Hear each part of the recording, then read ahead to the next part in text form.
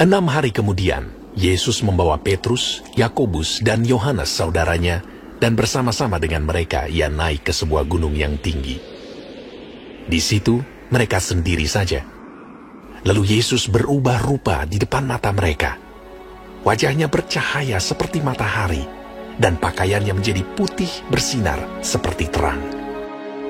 Maka nampak kepada mereka Musa dan Elia sedang berbicara dengan dia.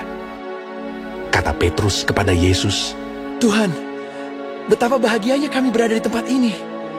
Jika Engkau mau, biarlah aku dirikan di sini 3 kemah. 1 untuk Engkau, 1 untuk Musa, dan 1 untuk Elia. Dan tiba-tiba sedang ia berkata-kata, turunlah awan yang terang menaungi mereka.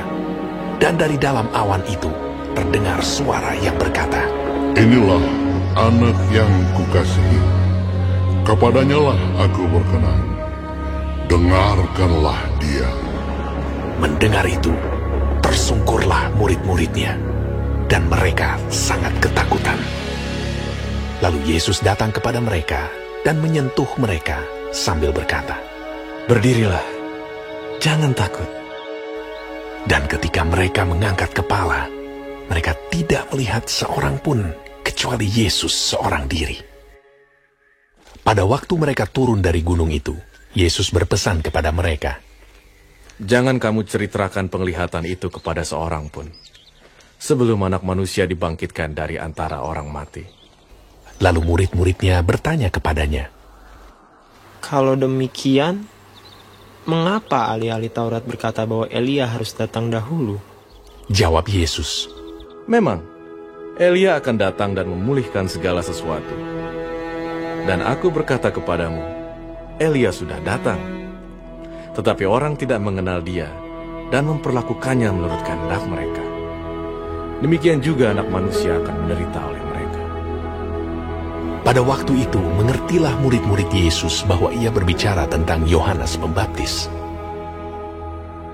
Ketika Yesus dan murid-muridnya kembali kepada orang banyak itu, datanglah seorang mendapatkan Yesus dan menyembah. Katanya, Tuhan, kasihanilah anakku. Ia sakit ayan dan sangat menderita. Ia sering jatuh ke dalam api dan juga sering ke dalam air.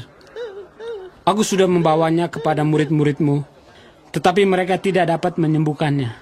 Maka kata Yesus, Hai kamu angkatan yang tidak percaya dan yang sesat. Berapa lama lagi aku harus tinggal di antara kamu? Berapa lama lagi aku harus sabar terhadap kamu? Bawalah anak itu kemari. Dengan keras Yesus menegur dia, lalu keluarlah setan itu daripadanya, dan anak itu pun sembuh seketika itu juga. Kemudian murid-murid Yesus datang, dan ketika mereka sendirian dengan dia, bertanyalah mereka, Mengapa kami tidak dapat mengusir setan itu? Ia berkata kepada mereka, Karena kamu kurang percaya. Sebab aku berkata kepadamu, sesungguhnya sekiranya kamu mempunyai iman sebesar biji sesawi saja, kamu dapat berkata kepada gunung ini, pindah dari tempat ini ke sana, maka gunung ini akan pindah, dan takkan ada yang mustahil bagimu. Jenis ini tidak dapat diusir kecuali dengan berdoa dan berpuasa.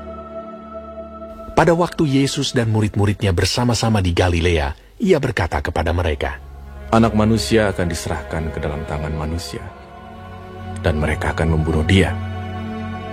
Dan pada hari ketiga, ia akan dibangkitkan. maka hati murid-muridnya itu pun sedih sekali.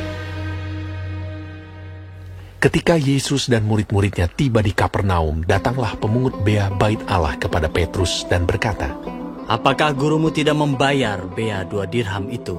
Jawabnya, Memang membayar. dan ketika Petrus masuk rumah, Yesus mendahuluinya dengan pertanyaan, Apakah pendapatmu, Simon? Dari siapakah raja-raja dunia ini memungut bea dan pajak? Dari rakyatnya atau dari orang asing? Jawab Petrus. Dari orang asing. Maka kata Yesus kepadanya, Jadi, bebaslah rakyatnya. Tetapi, supaya jangan kita menjadi batu sandungan bagi mereka, pergilah memancing ke danau. Dan ikan pertama yang kau pancing, tangkaplah dan bukalah mulutnya.